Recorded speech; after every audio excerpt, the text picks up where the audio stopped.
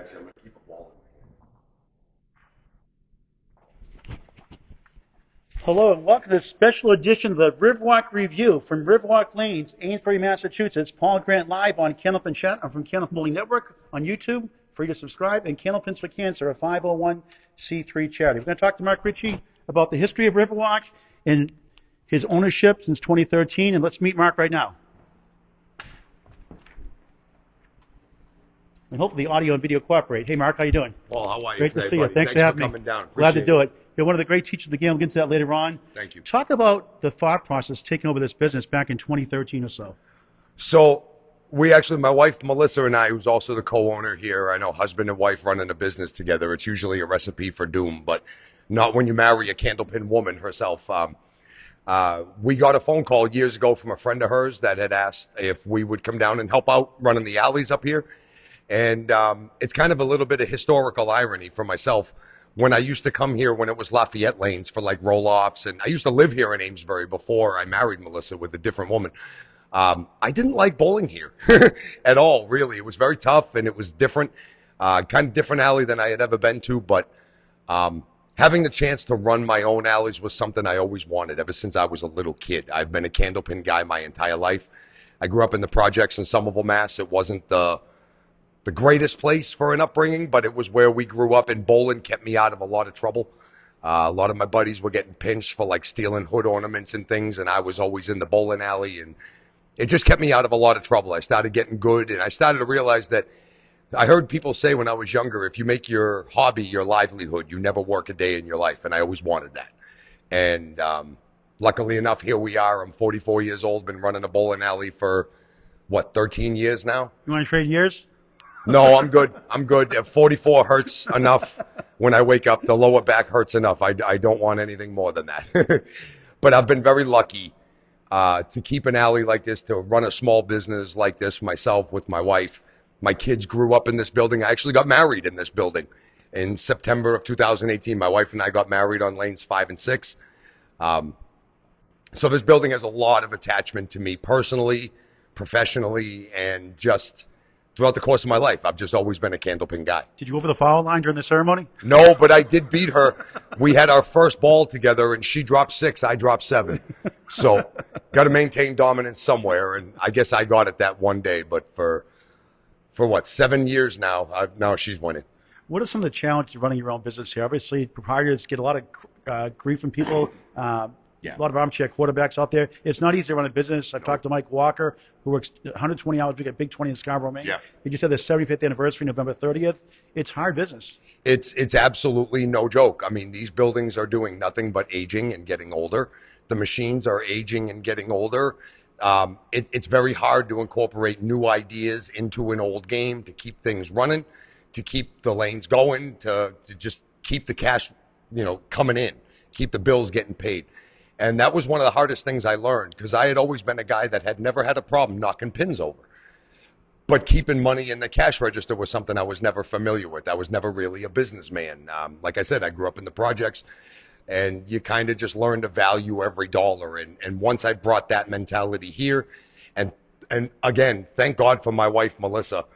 She has the numbers and the sense and the spreadsheet know-how to keep the lights on. And I can twist a wrench pretty well, and I can keep the machines running well. So it's been a hell of a partnership. I would never have been able to do this by myself at all, in the least bit. A lot of people respect you, have a high respect for you. How do you keep the bowlers happy? How do you keep the business thriving?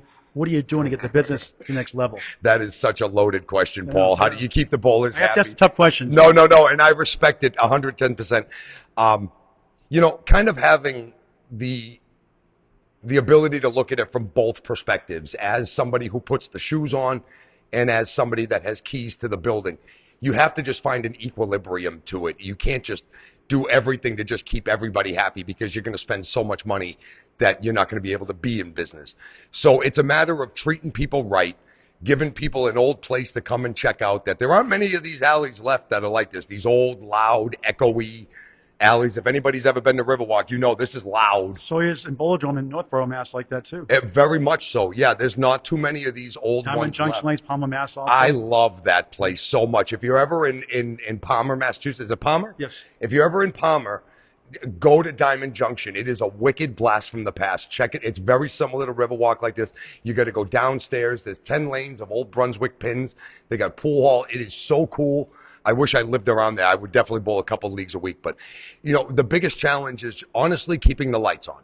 It's very difficult in this day and age to kind of keep the machines running. There's so many digital distractions, the cell phones and everything else that you have to kind of just do what worked in the past, but at the same point, modernize it a little tiny bit.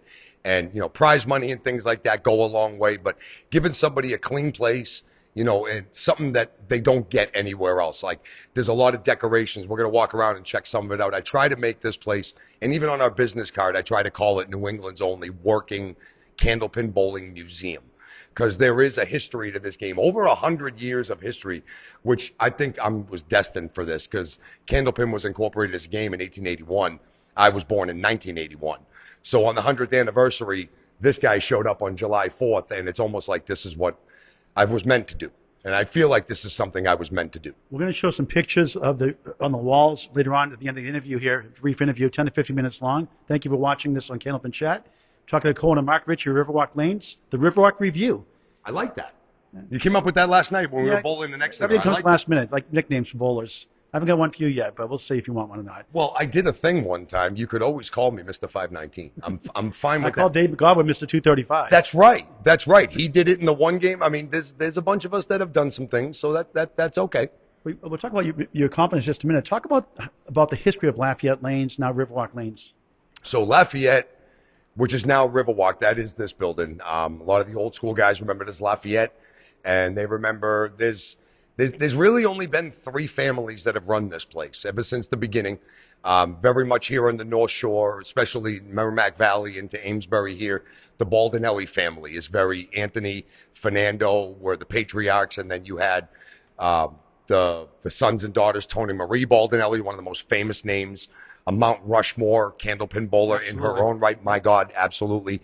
And then there was Andy and Rico Baldinelli, guys that kept the namesake going. These are household names for so very long. And then Baldinelli's Bowlaway was opened in the early 60s. The Quinn family, related to the Fullers, Brian Fuller Jr. and all those guys, they had come in. Jack Quinn, a Hall of Fame bowler in his own right. His mom, Terry, they were community figureheads here in this building for some 40 years, and the building was closed for a little bit in the early 2010s. But then my wife, myself, and a few other owners who aren't here anymore, things changed through the course of the years. But we opened it back up in 2013. So really, the building that's been open since 1946, it's now 2025, we're almost talking 80 years, has only been run by 3 separate families for the most part. Amazing. And they've all been bowling families that understand you can't just be a businessman and open a Candlepin bowling alley. You have to have love for it. It has to be your labor of love, to be honest. And this has been our labors of love going back, like I said, 70, 80 years to the Baldinellis and then the Quinns with the Fuller family in conjunction, and now the Ricci's, my family. I'm going to be here until they take the keys away from me or until gravity stops working, because if I mess this up, I have to go get a real job, and I don't want to do that. Some of the centers struggle business during the summertime when you don't get a lot of rain. Rain's very key to your business. So you restrict your hours more in the summertime, rightfully so. Yep. How do you get business drummed up during the summertime to make up for those off days or off weeks, off months, off years? Well, like any other alleys, you got to make sure you run a couple summer leagues just to kind of keep cash flow coming in. And then, a few other nights randomly we'll have some guys show up and we'll bowl dollar boxes. And you just got to kind of do whatever you could do. But like you said, the credo is kind of pray for rain. During the summertime, it's pray for rain. But we do close a little bit more. And it's good because my kids are still in school. My son is almost out of school. He'll be a senior next year, and my daughter's going to be a freshman. That's crazy to think of at this moment. I'm going to have 2 high school age kids next year, but it is what it is. Life moves on, that big circle of life. But we spend a lot more time with the family in the summertime and things, but we do manage to keep the doors open. The Lafayette Club is very generous and very patient with us in the summer. They've been through this for years and years and years, so they kind of understand how it goes, and here it gets a little quieter, but then things pick right back up in the fall once the season shows up. So we've had a very good symbiotic relationship with them, and the alleys have been running. They're very happy that they have people out here that care, and we do care.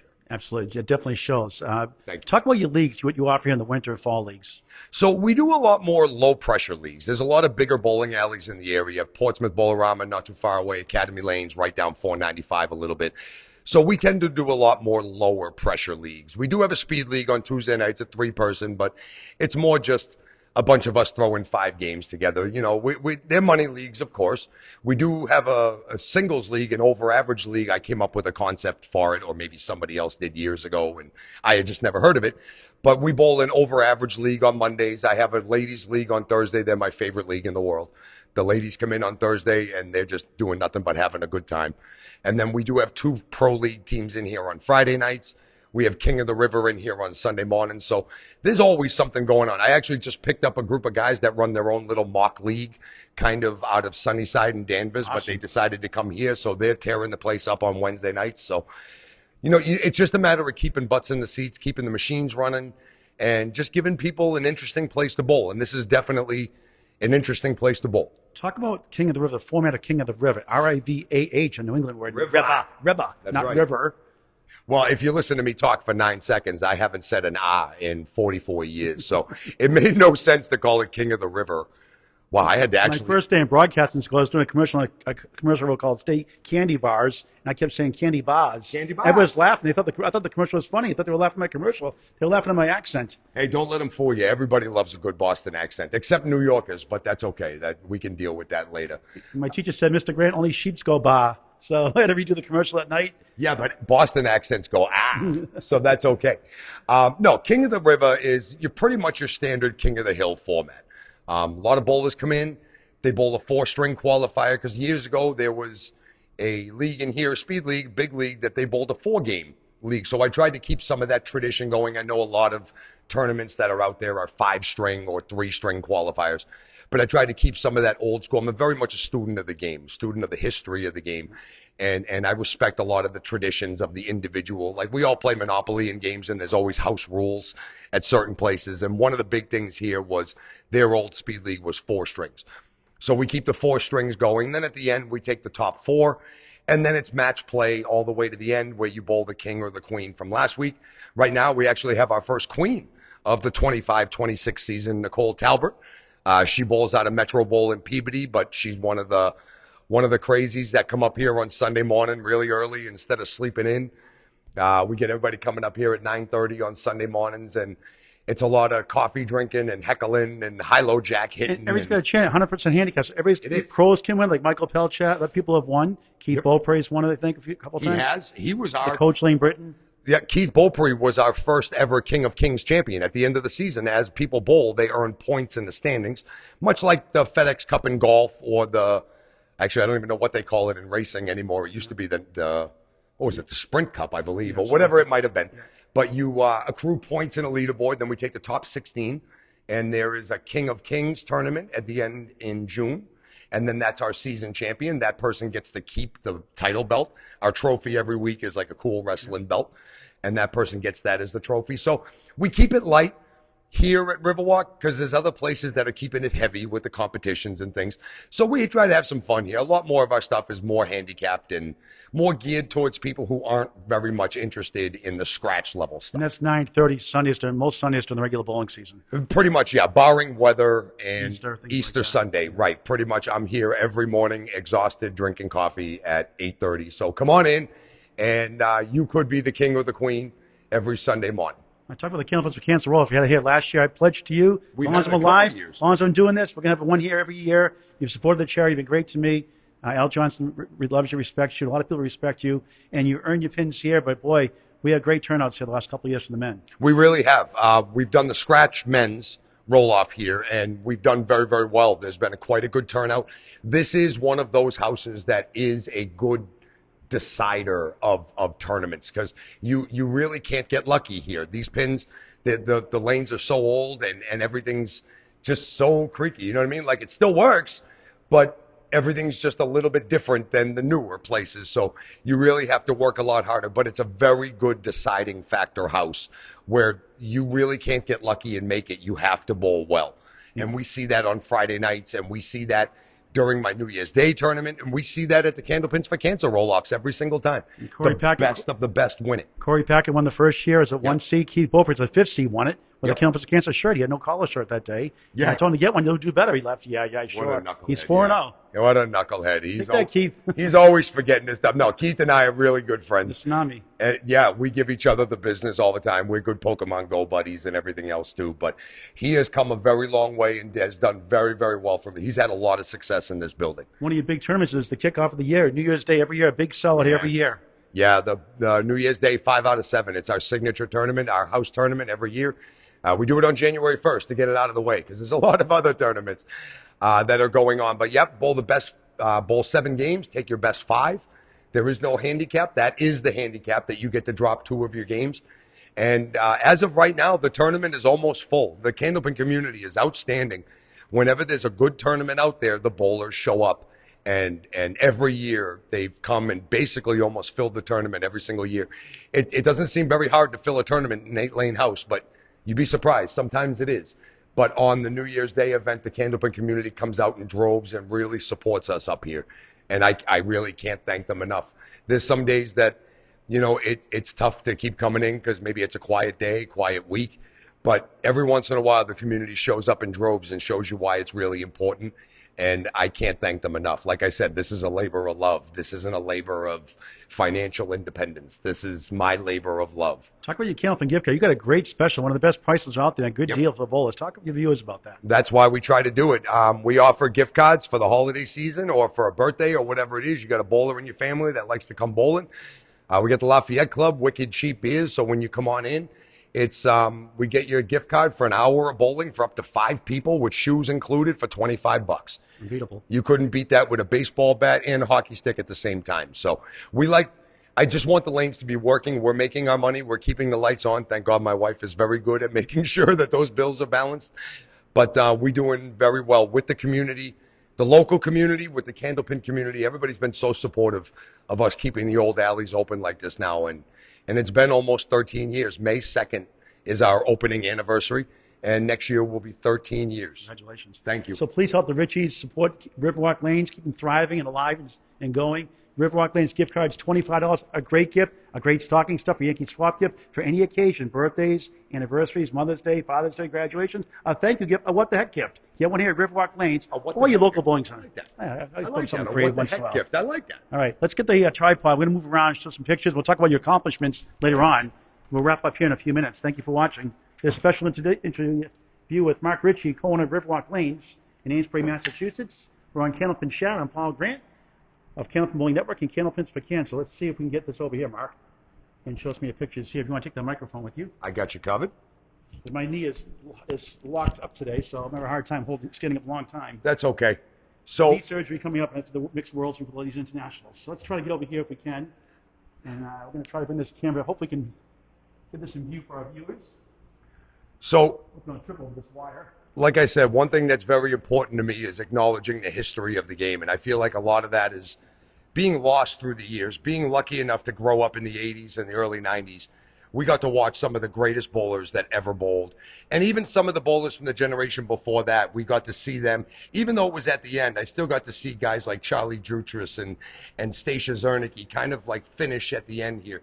And what we try to do is just acknowledge like some of the history of the game. And a lot of these pictures that we have on the wall are some postcards that we found online of different places, ones that were like lost to history, but then others that are still around. The picture that we're looking at right there on the top, that was Colonial Lanes in Worcester, which unfortunately is gone now at this point, but nice bowling alley. Loved the 70s vibe of the place. It was outstanding.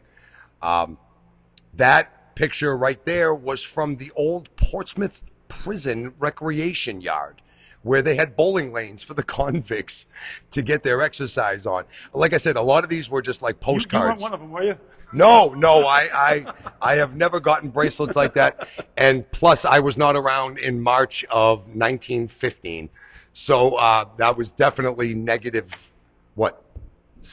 70 something. But anyway, Here. The picture on the top that we're looking at right there, you were speaking of Mike Walker up at Big 20, and that is old school Big 20, the State of Maine Bowling Center. The outside still looks very, very much the same, except that inside right there has obviously changed quite a bit. They had duck pin, 10 pin, and candlepin initially, so the machines came in, automatic machines came in, and went to 20 candlepin lanes. So it's a unique place. A lot of them were split houses like that. And this one on the bottom, I do not know where this was from, but it's just a really cool look of the angled pillars in the center. I don't And know if Nick Norcross would know that one. it's very possible he might, but I don't know exactly where that's from. 10 lanes somewhere. But we used to scour eBay and Craigslist and Facebook and stuff like that to try to find some of these old trinkets that we found through the years. And Some cool pins here. Look at this. Is some fun ones, huh? yeah, we have some 10 pins up here. Like I said, I'm a student of the game in and of itself. When I was a kid, I bowled both. I bowled Candlepin and 10 pin. In junior leagues, I bowled 10 pin leagues myself. Some old duck pins that we have down there. We've had a lot of people be very generous to us with some things. And then we tried to make a kind of linear history of the way candlepins used to look and were made. Some of them in the beginning were, in the very beginning, these brown pins over here. This is called the Boston pin. There were two separate types of pin. There was the big fat Boston pins, and then the skinnier pins were called the Worcester pin. And those are wooden pins there, right? These are all woods right here. Phil Klepp bowled wooden pins. He had some great scores for a wooden pin bowler. I wouldn't doubt it. You know, he has that ball that comes in at the angle and could do very, very well with that. But we bowl on the skinnier pins nowadays, the Worcester pin. The Boston pin went very much out of style. They started painting them white so they could see them. And then over the course of time, they started coating them with plastic. And now we bowl on full plastic pins. And these are out here on the walls for customers to come in and see and touch. And they see how big a candlepin actually is, and they get to feel how heavy it is. You know this picture on the wall is? So pictures here? that is a logo from the Bowlmore company. When Bowlmore, who made the machines, would come in, you would have an assortment of different masking units that you could get with your machine in the front. Because back when there were pin boys, there was no blocker in the front to block the pin boy's view. Once the machines came in, they didn't need that, so they would have decorative masking units. And this was one of the logos that was on one of the old ones, but we just took it and hung it up. These are serial plates from different machines and different places that we've been to and seen. Every Bowlmore had its own serial number, its own model number, well, model letter, should I say. And so through the years, we've kind of put some of those up so people could see them. Let's take a look at this one here. Yeah, why don't you back off of that a little bit so they can see that. This was another postcard of the 1908 World Championship team out of Boston. I don't know the names. I think it was on the back of the postcard, but I don't have that postcard anymore. But that was how they bowled. They would bowl in their full suits and ties. And I tease Freshie Nick Cephalon. I'd like to see Freshie bowl in a suit coat and tie. oh my goodness, I would pay cash money to see that. I would pay cash money to see that. But yeah, it's a lot of these old relics have just been lost to history, and we're trying to keep as many of them alive to show people that this game has been around for almost 150 years right now. That is not a glass slipper. No, that is Anthony Baldinelli, one of the most famous names in all of Candlepin, one of the men that opened this building that were very, very pivotal in New England and North Shore Candlepin bowling. When he was elected into the Hall of Fame, that is one of his bowling shoes that was bronzed. And that was a gift from Tony Marie Baldinelli. This whole area here is our little shrine to the Baldinelli family for what they've meant and what they've done. That picture right there. Through the history of the game and how much they gave to the game. And we have that very plaque that he's holding. We have that over on the wall. We have a couple very important plaques of Tony's. We had a couple local artists that came in and loved bowling, and they made this kind of like caricature of him. And we can see that. We can see the bowling on the top. There's a lot of history in this building, not just with Candlepin bowling, but with certain families that have been in and out of the game and have given their whole lives to the game. The Baldinelli family has definitely given far more than their fair share to this game. And that center mural there, well-known bowler. That is the pose That was Tony Baldinelli's pose. He was one of those very, very fluid stars from the 40s and the early 50s that just threw it very smooth. And it's kind of an honor to be in the same building that that family used to run for so very, very, very long time. What's that plaque say there? Do you know? That was Anthony's Hall of Fame plaque. Okay. I can't read it myself. Okay. It is almost 45, 50 years old. So, the copper is patinaing a little tiny bit. But this is our little shrine to the game of Candlepins. And before we wrap up, just a couple more pictures over here, if you don't mind. No, not in the least bit.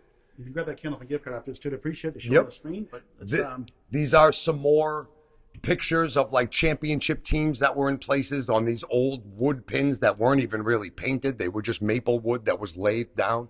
And again, they all bowled in shirt and ties, and it was a very, very different time. Hey, Freshie, I'm calling you out, Freshie. Nick Cefoletta, where are you? Shirt and tie, buddy. And this, believe it or not, I know people have been to Canopy Lake Park, but not everybody knows that way down in the back, kind of where the arcade and the scrambler, actually they call it the Psychodrome now, but down where where you could pick up the Canopy Express, the train down there, used to be, I think it was 8 or 10 lane bowling alley with little kids setting up the pins down there. And look, I think this is from like 1915, and the score sheets were hanging up here in the tops, and they were bowling in those little like corncob hats and little things like this. And that's another picture of the prison recreation yard. This was a picture that I took here a long, long time ago when we had some of these pins. They're gone now. Right. But we put them in the machine to just kind of illustrate what they actually looked like. There were no caps in the pins whatsoever. Those were just solid maple wood. And those were from a display when they originally came out with the Bowlmore machine, the Model A's, which were prototypes. They were at Riverside Park, way out in western Massachusetts. I don't remember exactly what city that's in. But that's where they displayed the resetting. Bowlmore displayed the resetting model first because they were out of Littleton, Mass., another city that's in like central Massachusetts.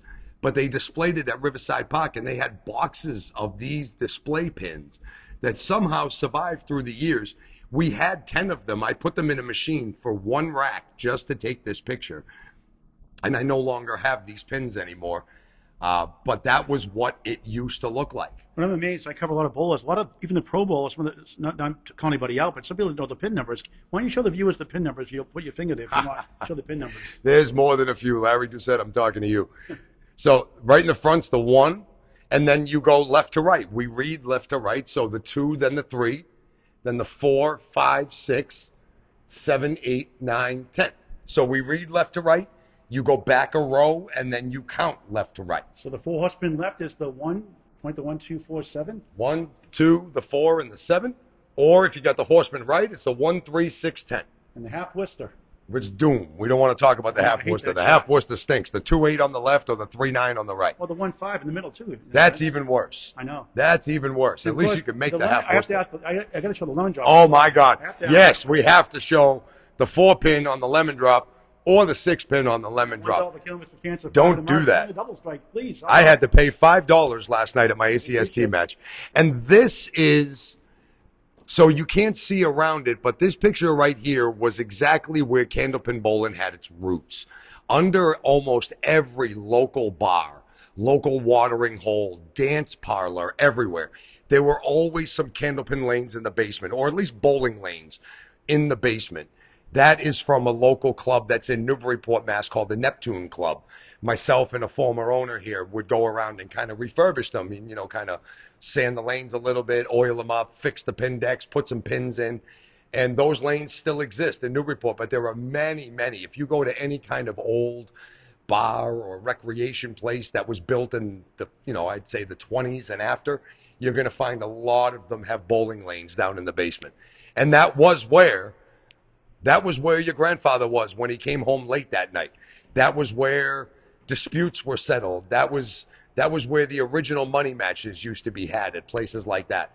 And then luckily, through the years, bowling came out of the basement and into the mainstream. And then we had the heydays in the 50s, the 60s, the 70s, even all the way in through the 80s and the early 90s. Like I would say from the 60s until the early 90s was the best time to be a candlepin bowler. There were the most bowlers. There was the cheapest form of entertainment. That was the thing about bowling. Bowling was the everyman's game. It didn't matter what you did, what your job was. Bowling was affordable. You could get out of the house. You could afford to go have a couple of drinks with your friends, go relax after work. Bowling was the thing to do. And we're trying to bring that back to the mainstream. Paul, people like yourself and a lot of the streamers are really getting a whole new crowd of people involved in the game. And those of us who are running centers as well as actually bowling really appreciate it because there's this whole new group of people that are finding out about our game. And I really appreciate it a ton. Glad to do it. Talk about now yourself. You don't like to show up about yourself, but let's give you some kudos. You have the world record holder for 3 strings of 519. You have 3 500s. Let's see, a 519, a 510, a 501. 502 and 500. Yeah. 500. So I've been. You have a 207, a 202, and a 200, right? Yes, I do. And a high 10 of 1442. Yes. And a high 5 of 765. I never got that 800 That's okay. yet. Haven't gotten the 800. You're doing really well lately too. Candlepin singles tour right Things now. have been very good on the ACST. I'll knock on wood to You're that the high one. singles so far in the Friday Night Pro League, 176 so far this season. It's been a very good season so far. After having a couple seasons where it didn't go so good, Candlepin's a wave. It's like life. Sometimes you have a year, you're in a funk, and things aren't working so good. Maybe you lost your job, money's tight. But the game is the same exact ways. There is years, and some years you'll go through, and it seems like everything's a half Worcester. And then there's years you show up, and I actually make 2 pinners. So it's just one of those things. It's like life. The more you ride the wave, the more there'll be good, there'll be some bad, but how good can you stay through the bad? And luckily, I've been fortunate enough to have the bowling alley here that's kept me grounded very, very well so I can keep an even keel on the game. Before we go, a couple of things. Talk about your 519. Remember that? Talk about that night. Oh, my. I'll never forget anything about that night. We were bowling in the Friday Pro League. I was on the Metro Bowl team, bowling with some of the greatest legends in the game. I was bowling with Jim Putney at the time, Chris Sargent, Joe Tavernese, Dave Dupuis, Mark Gregory. I was one of the young guys on the way up, and the older guys went, here, no, come here. And I got to bowl. I learned so much from those guys. And there is just those nights that in every professional sport, when it's the athlete is just in the zone, right? Tom Brady completes 30 out of 32 passes, or Michael Jordan hits 50 points with 23 pointers or whatever. You know what I'm saying? That was that night. It just seemed like you couldn't do a thing wrong. And then at the end of the night, I saw that I had 519, and I didn't know what to do. I broke a world record, and I had always wanted to do something like this in the game. And then I was fortunate enough to happen. I've been very fortunate in my career. I've had a lot of milestones. I still have a lot of milestones to go, but I've been very, very fortunate. The game has given me so much: a wife, a family, good children, a job for the rest of my life, notoriety. I'm on the wall. I've been very, very fortunate. Your son Dominic's doing pretty well also. Yeah, he's further ahead than I was when he was 17. So hopefully he has the same level of success. Even my daughter Brianna is also bowling. She's doing really, really well down there at Academy. Shout out to Academy Lanes. They have the best kids league going. Check out Academy Lanes. Get a hold of Teddy or Josh DeBurrow. And if you have a kid who wants to bowl, that's the place to bring them. If you're on the eastern side of Massachusetts, that's the place to go. But no, it's very fortunate. It was September 30th, 2011 when I broke that record. I'll never forget that. And it's stood so far now for over 14 years. And Buffalo's Bowling Center brought the kids program back this past year also. Yeah, very happy to hear that there's more kids joining into kids leagues. It doesn't matter if you have 15 kids or 50 or 150. Remember that night? Tell us the 3 strings in order. Remember the 3 strings in order, the 519? 155, 162, 202. Amazing. And that was the craziest part, that the 200 came in the last game. And what's even crazier is I wasn't the only guy that almost hit 200. That hit Dave Dupuis was on my team, and in that same game, he threw a 196. So I had a 202, and he had 196 in the same game. We threw 818 or 814, which I believe does beat the single record, but that's a story for another day. But yeah, no, that was one of the craziest nights ever, and It was funny. I was bowling against my boss at the time. I was working with a guy named Artie Gendro as his apprenticing for his electrician company. And he had been giving me the business all day. He was the captain of the Woburn Bowlerdrome team.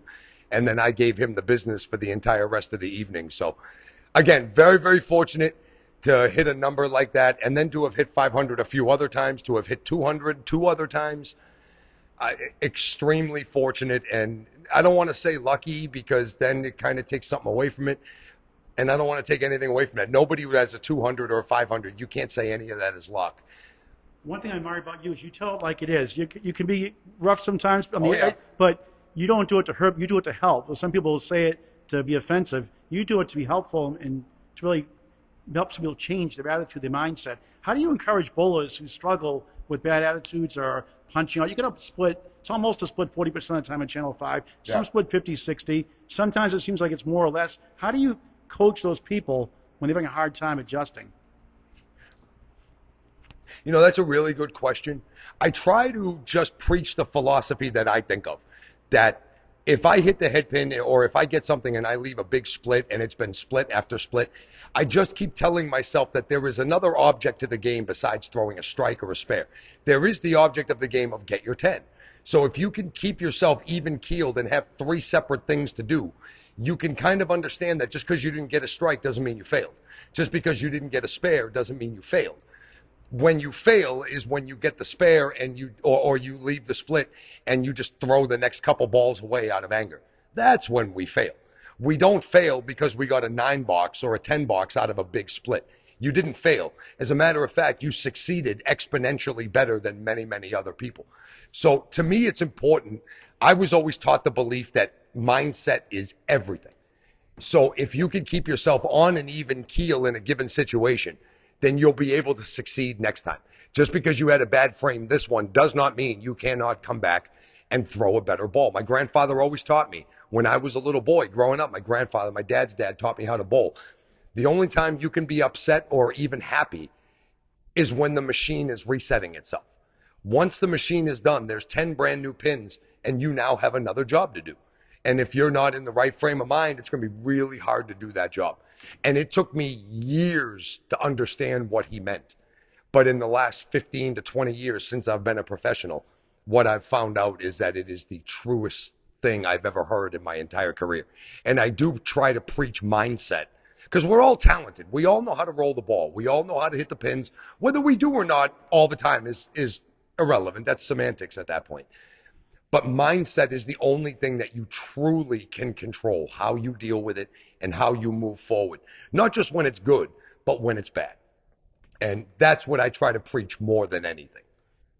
Really, we talked about King of the River. Talk about the high-low jackpot you offer and how do you get qualified for the high-low jack on King of the River Sunday morning, 9:30. I know a lot of people see that on the Instagram pictures that we put on Facebook and Instagram. You see the winner and they're holding the sign that says the high-low jackpot. So the way you get a chance to get a cut of that money is when you do come to King of the River, we take the top 4 bowlers in the qualification rounds. And then once those 4 bowlers are known, those are the 4 bowlers plus the king or the queen from that week that get to shoot at the high-low jack. They get to shoot at it, and if they make it, which we've had 2 people make it in the last 3 weeks, so these guys don't want to let the pot grow, apparently. They just want to take the money and run, which I can't say I blame them because I might want to do the same thing. But you normally would get 3/4 of the pot, and then if anybody else still has to shoot it behind you, then they get to shoot for the entire rest of it, and we stake it back up to $100. I am a bowler's owner. I do the things. Sometimes I take little hits in the pocket, but it makes the bowlers come back. And to me, that's the most important thing. It's not important that I make $1 million in a month because I'm never gonna.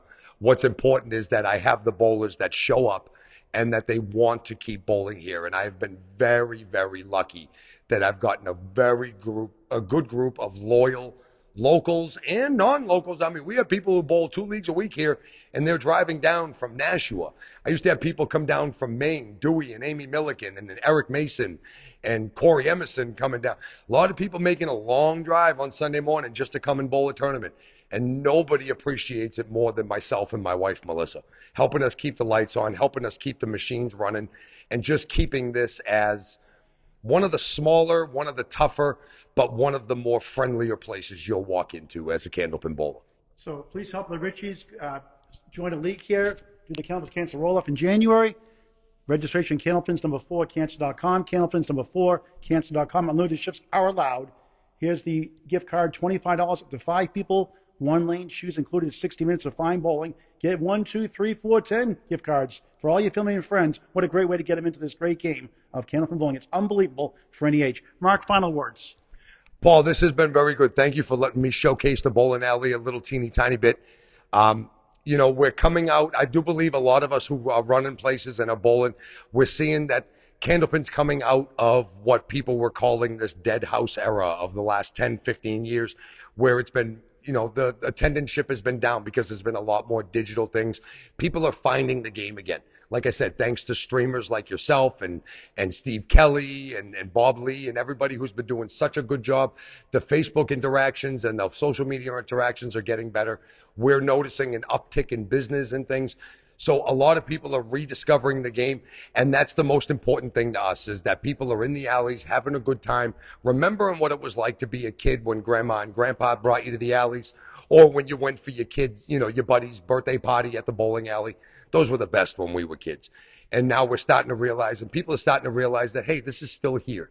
Just because we lost TV shows and it's not on the mainstream cable networks anymore, the game is still here. YouTube is the way to go now. YouTube online streaming beats network TV now. So YouTube is the new live stream, and it's a lot cheaper too. I couldn't agree more. And a lot of the kids are finding it, and a lot of people are finding it, and they're showing up to their local alleys, and they're bowling more. They're getting the kids involved more, and that's the biggest thing in the world, to make sure that the kids have leagues, the kids have tournaments, and the kids have fun.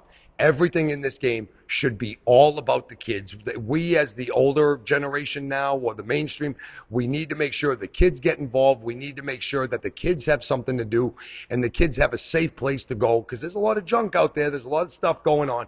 And the bowling alley is a good, safe place for the kids to get some anger out, get some aggression. It used to help me when I was a kid. And to just kind of come down, have a good time, bring a date, bring your buddy, bring a bunch of friends, have a couple beers, throw some balls. But we're noticing the game is on the way back, and we hope that everybody watching this has a good time when they come to the alleys. Maybe come to Riverwalk one of these days. Come on down here and take your shot on the old lanes down here. But, Paul, thank you very much again for giving me the opportunity to spot. Melissa a shout out. She's had some great success in her career also. Talk about Melissa a little bit before we go. That's why I married her, Paul. She is very decorated in her own right. She's been bowling in the ladies' professional leagues for years. She bowls on the Ladies Pro Series. She's also a world record holder. She's on the team that has the highest single string ever thrown by a women's team at 692. They did that years ago up in St. John, New Brunswick. She's very decorated. She's won her own WCBC Pro Tours. She's won Pro Series events. And she repeatedly kicks my butt here in the leagues when we bowl together. So, I realized a long time ago I was so ingrained in this game. I needed a wife and a partner that would be the same way, and she is. And she has definitely kept my course true and steady. And I've tried to help do that, the same thing to her. And like I said, I couldn't do this without her, and she couldn't do this without me. So anybody wants to have a mixed doubles match, my wife and I are always game. Thank you, Mark Ricci, and one of the best Paul, features of the game. How about a 3-letter word? Wow. Okay, then I'll do this special interview with Riverwalk Lane's co-owner Mark Ricci. I'm Paul Green on Candlepin Chat. Thank you for watching Candlepin Bowling. Please spread the word this holiday season. Pick up a Candlepin gift card here at Riverwalk Lanes, just $25 or your local bowling center. So long for now.